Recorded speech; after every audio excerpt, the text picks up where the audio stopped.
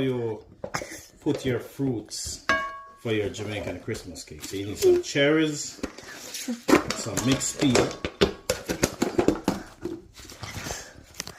some raisins, some port wine,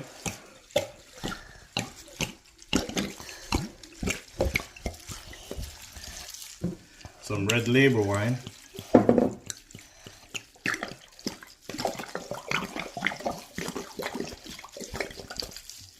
and some Jamaican rum.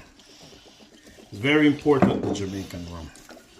And then all you gotta do is just mix it up and let it burn for a month. So just mix this up and let it go for a month. And that's how you stew your fruits.